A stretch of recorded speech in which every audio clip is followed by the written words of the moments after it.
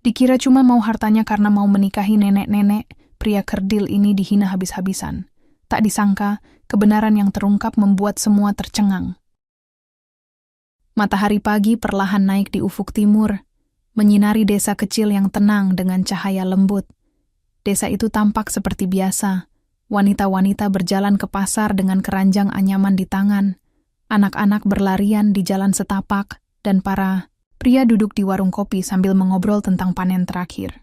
Namun, hari itu, ada sesuatu yang tidak biasa mengguncang rutinitas damai mereka.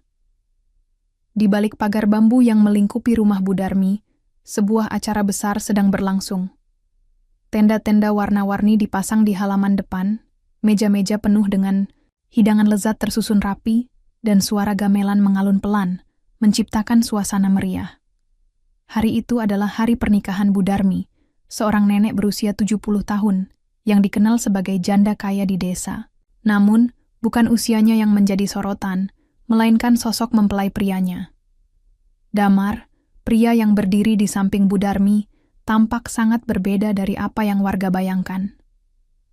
Tubuhnya pendek, tidak lebih dari 150 cm, dengan postur yang kurus dan penampilan sederhana. Ia mengenakan setelan jas hitam yang tampak agak longgar di tubuhnya, tapi senyumnya begitu tulus saat ia menggenggam tangan Bu Darmi. Di mata Bu Darmi, ada kilauan kebahagiaan yang jarang dilihat orang dalam beberapa dekade terakhir. Namun bagi warga desa, pernikahan ini adalah bahan omongan yang tak ada habisnya. Saat pasangan itu berdiri di depan tamu undangan untuk melaksanakan prosesi adat, bisikan-bisikan mulai terdengar di antara para tamu. Ya ampun, lihat dia. Apa yang Bu Darmi pikirkan? Celetuk seorang ibu paruh baya kepada temannya. Matanya tertuju pada Damar dengan pandangan skeptis. Tidak mungkin dia benar-benar mencintainya. Pasti hanya ingin hartanya, tambah temannya dengan nada sinis.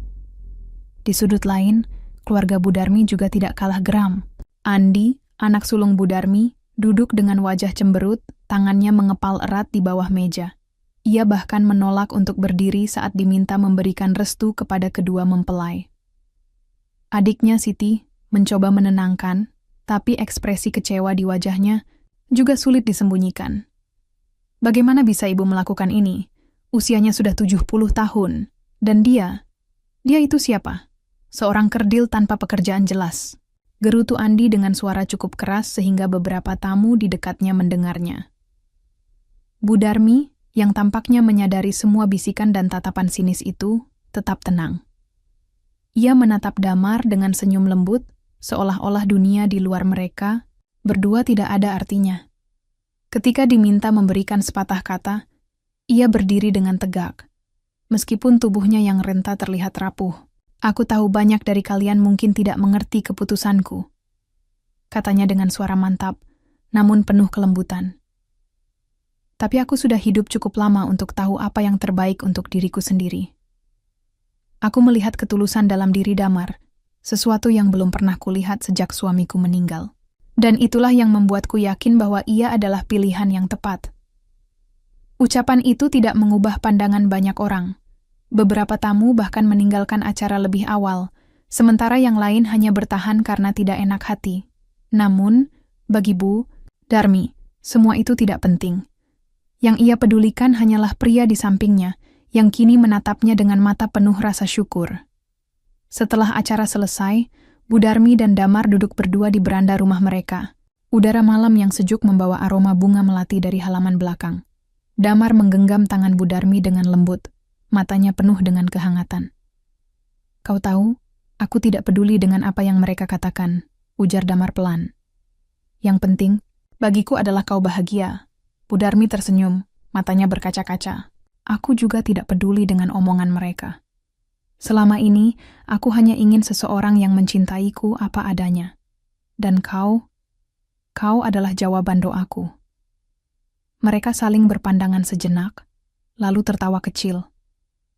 Di tengah semua hinaan dan tuduhan, mereka merasa seperti dua jiwa yang akhirnya menemukan tempat berlabuh. Namun mereka tidak tahu bahwa pernikahan ini baru permulaan dari badai yang akan datang. Warga desa dan keluarga Bu Darmi tidak akan berhenti begitu saja. Mereka akan terus mencari cara untuk membuktikan bahwa Damar hanyalah pria oportunis yang mengincar harta Bu Darmi. Dan di balik sikap rendah hati Damar, ada rahasia besar yang belum terungkap. Rahasia yang akan mengubah segalanya. Hari-hari setelah pernikahan Bu Darmi dan Damar tidak membawa ketenangan bagi mereka. Sebaliknya, desas-desus tentang pernikahan itu semakin berkembang liar, seperti api yang menyambar jerami kering. Di warung kopi, di pasar, bahkan di sumur umum, warga desa tak henti-hentinya membicarakan pasangan yang dinilai aneh itu. "Kau dengar kabar terbaru?" tanya seorang ibu kepada tetangganya saat mengantre air di sumur. Katanya, pria itu, Damar, hanya pura-pura baik. Dia pasti punya rencana. "Jahat!" tetangganya mengangguk setuju. "Aku juga dengar begitu. Coba lihat saja, dia selalu pakai baju lusuh, tapi tiba-tiba bisa nikahi janda kaya. Jelas-jelas ada sesuatu yang tidak beres." Di sudut lain desa, anak-anak Bu Darmi juga tidak tinggal diam. Andi, si sulung, tampak semakin marah setiap kali mendengar cerita baru tentang Damar. Ia mulai mencari cara untuk membongkar kebohongan pria itu. Sementara itu Siti, adiknya, meskipun lebih tenang, tetap merasa malu dengan apa yang dikatakan orang-orang tentang keluarganya. "Kenapa ibu harus menikah lagi? Apalagi dengan orang seperti dia?" keluh Andi suatu sore saat makan malam bersama Siti. "Apa dia pikir kita tidak bisa menjaga ibu? Atau jangan-jangan dia benar-benar ingin menguras hartanya?" Siti menghela napas panjang. "Aku juga tidak mengerti, Kak. Tapi mungkin kita harus bicara langsung dengan ibu. Siapa tahu ada alasan lain." Namun pembicaraan itu tidak pernah terjadi. Alih-alih mendekati Bu Darmi, Andi memutuskan untuk bertindak sendiri. Suatu pagi, ia mendatangi rumah Bu Darmi tanpa pemberitahuan. Saat pintu dibuka oleh Damar, wajah Andi langsung berubah masam. "Aku ingin bicara denganmu," kata Andi dengan nada dingin. Matanya menyapu tubuh Damar dari kepala hingga kaki. Damar tersenyum ramah, meskipun ia tahu maksud kedatangan Andi tidak baik. "Silakan masuk. Ada apa?" Andi melangkah masuk dengan langkah kasar, langsung duduk di kursi ruang tamu tanpa diminta. "Aku ingin tahu apa tujuanmu menikahi ibu. Jangan bilang kau benar-benar mencintainya. Kau hanya ingin hartanya, kan?" Damar tidak langsung menjawab. Ia duduk di kursi di hadapan Andi, matanya tetap tenang. "Aku mencintai Bu Darmi karena dia adalah wanita luar biasa. Aku tidak peduli dengan harta atau status sosialnya. Tapi bagaimana bisa kau hidup layak? Kau bahkan tidak punya pekerjaan jelas," balas Andi dengan nada mengejek. "Jangan coba-coba bohong padaku. Kalau kau berani menyentuh 1 rupiah pun dari uang ibu, aku akan bawa ini ke pengadilan." Damar tersenyum tipis, seolah ia sudah memperkirakan reaksi ini. "Aku tidak akan melakukan apapun yang merugikan Bu Darmi. Kau bisa percaya atau tidak, tapi aku menikahinya karena cinta, bukan karena harta." Andi mendengus, wajahnya penuh kemarahan. "Kita lihat saja nanti. Aku akan terus mengawasimu." Sementara itu, di luar rumah, para tetangga semakin berani menunjukkan rasa tidak suka mereka. Setiap kali Bu Darmi dan Damar berjalan bersama di desa, mereka selalu menjadi pusat perhatian. Ada yang berbisik-bisik, ada yang tertawa sinis, bahkan ada yang sengaja melempar komentar pedas. "Wah, bujang tua dapat janda kaya," celetuk seorang pria paruh baya saat melihat mereka lewat. Bu Darmi hanya tersenyum, berusaha tidak memedulikan ejekan itu. Namun, ia bisa merasakan genggaman tangan. Damar sedikit mengencang, tanda bahwa ia juga terluka oleh perkataan-perkataan itu. "Kau tidak apa-apa?" tanya Bu Darmi pelan saat mereka sampai di rumah. Damar mengangguk, meskipun senyumnya terlihat dipaksakan. "Aku baik-baik saja. Yang penting, kau bahagia, Bu." Namun dalam hati, Damar mulai merasa curiga. Ia sadar bahwa semua tuduhan ini tidak datang begitu saja. Pasti ada seseorang, atau beberapa orang, yang sengaja menyebarkan isu buruk tentang dirinya. Dan ia mulai curiga bahwa Andi adalah salah satu dalangnya.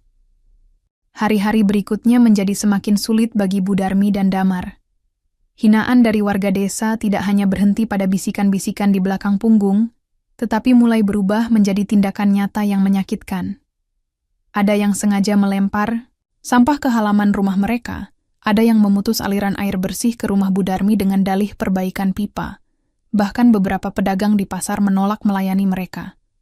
Namun, yang paling menyakitkan adalah sikap keluarga Bu Darmi sendiri. Andi semakin agresif, sering datang tanpa diundang untuk memeriksa kondisi ibunya. Ia bahkan membawa seorang pengacara untuk mengancam Damar agar menandatangani surat perjanjian pranikah yang melarangnya mengakses harta benda Bu Darmi. "Aku sudah bilang padamu, aku tidak tertarik pada hartanya," kata Damar dengan tenang, meskipun matanya menyiratkan rasa jengkel. "Tapi kalau kau merasa lebih tenang dengan surat itu, silakan saja." Andi menyeringai sinis. "Kita lihat saja nanti. Kalau aku menemukan satu bukti saja bahwa kau memanfaatkan ibu, aku akan memastikan kau tidak punya tempat di desa ini." Namun, sesuatu yang tidak terduga terjadi suatu pagi. Saat matahari baru saja muncul di Cakrawala, sebuah mobil mewah Ferrari merah terparkir di depan rumah Bu Darmi.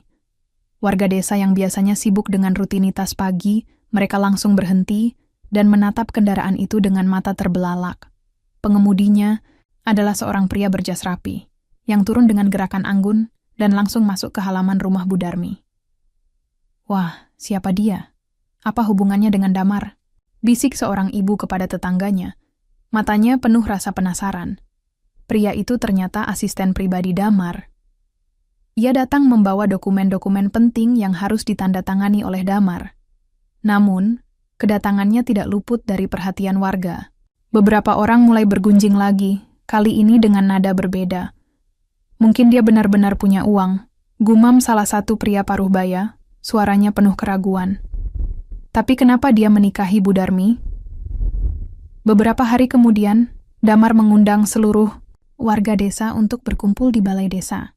Awalnya, banyak yang enggan datang, mengira ini hanya upaya Damar untuk mencari simpati. Namun, rasa penasaran akhirnya membuat mereka berbondong-bondong mendatangi acara tersebut. Di balai desa, suasana tegang. Warga duduk dengan ekspresi campur, aduk. Ada yang skeptis, ada yang marah, tapi juga ada yang penasaran. Damar berdiri di depan mereka, dengan Bu Darmi di sisinya. Ia tersenyum tenang, lalu mulai berbicara. "Aku tahu banyak dari kalian tidak percaya pada pernikahanku dengan Bu Darmi," katanya dengan suara mantap. "Kalian mengira aku hanya pria miskin yang ingin menumpang hidup. Tapi hari ini, aku ingin mengungkapkan kebenaran." Ia memberi isyarat kepada asistennya, yang kemudian membuka sebuah kotak besar berisi dokumen-dokumen legal. Damar mengambil salah satunya dan menunjukkannya kepada warga. "Inilah dokumen kepemilikan tanah dan bangunan di desa ini. Aku adalah pemilik perusahaan properti besar yang telah menguasai sebagian besar lahan di sini.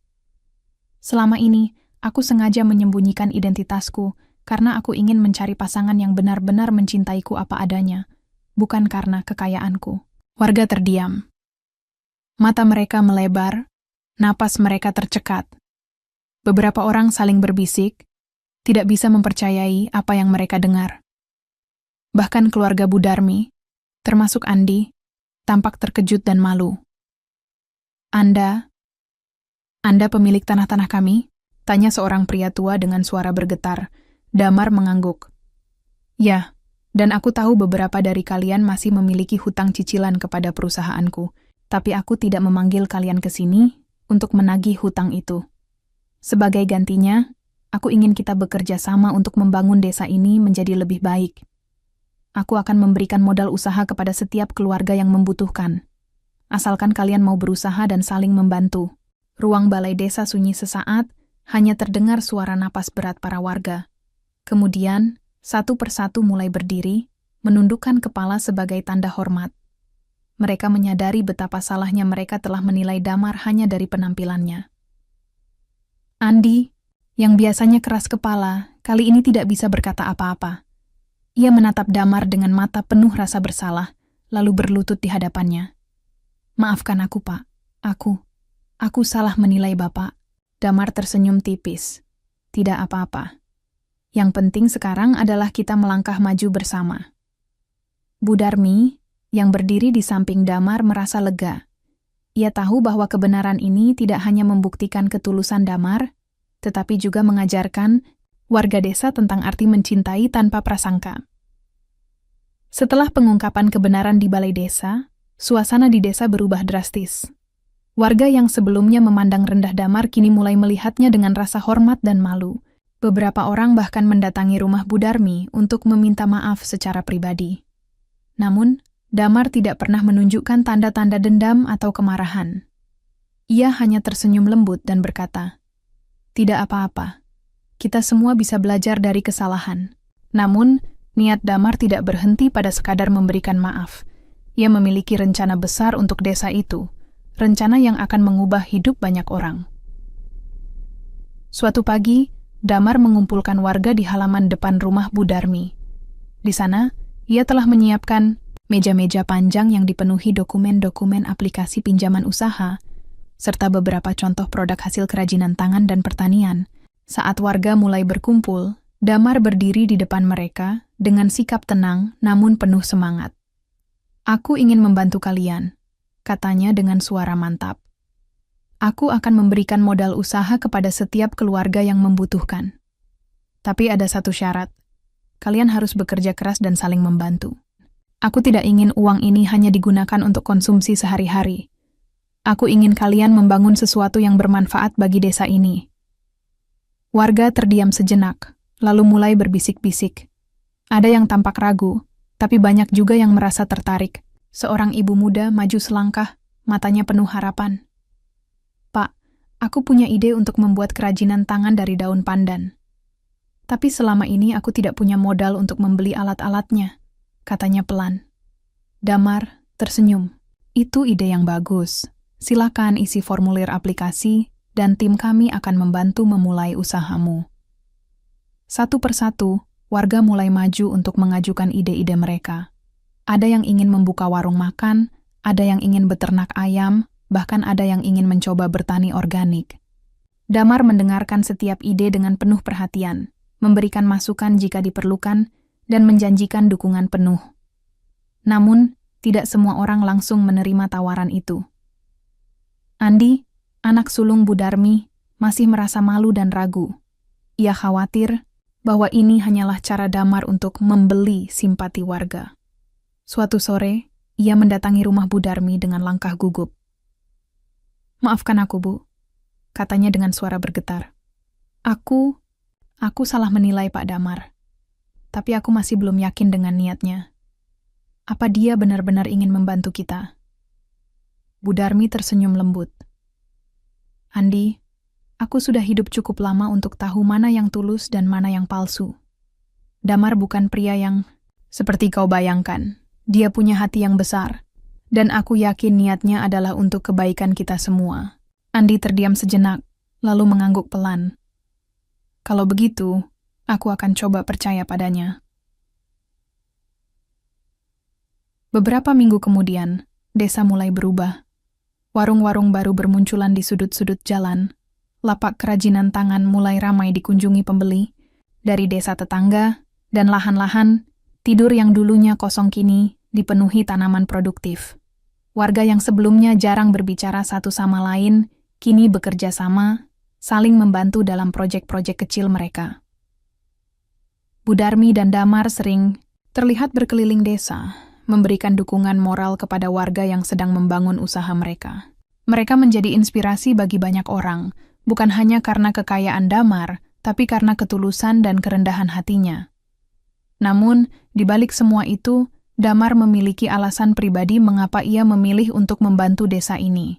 Suatu malam, saat ia dan Bu Darmi duduk berdua di beranda, ia akhirnya membuka rahasia terakhirnya.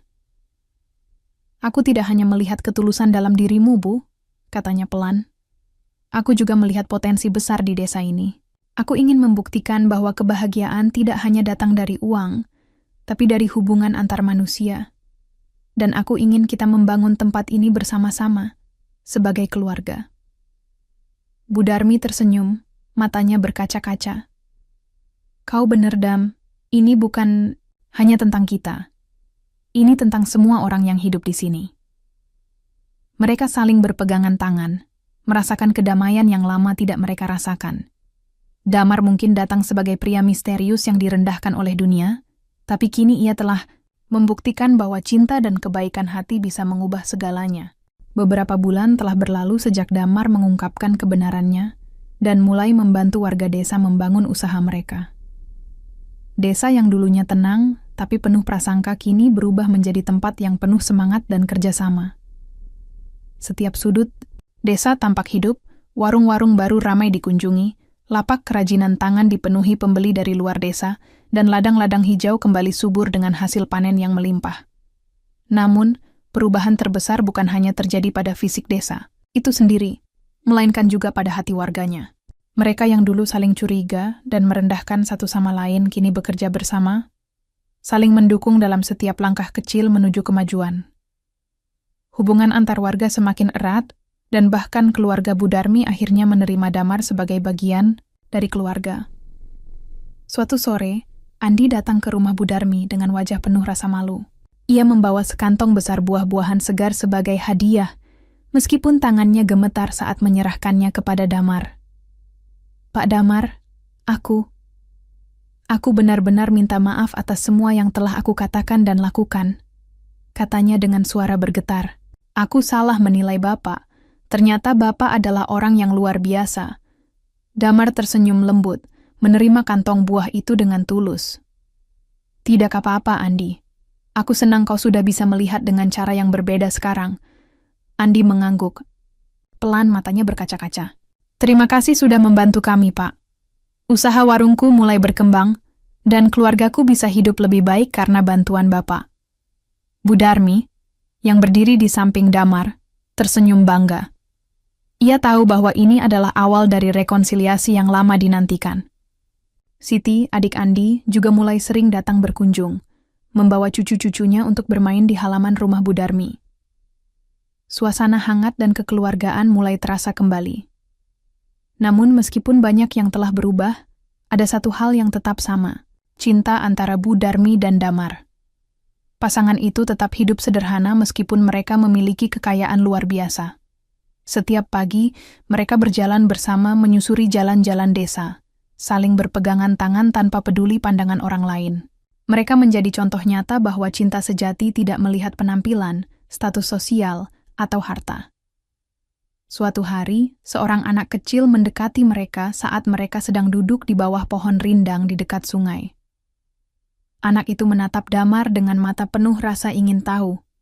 "Om, kenapa Om pendek sekali?" "Om pendek?" tanyanya polos.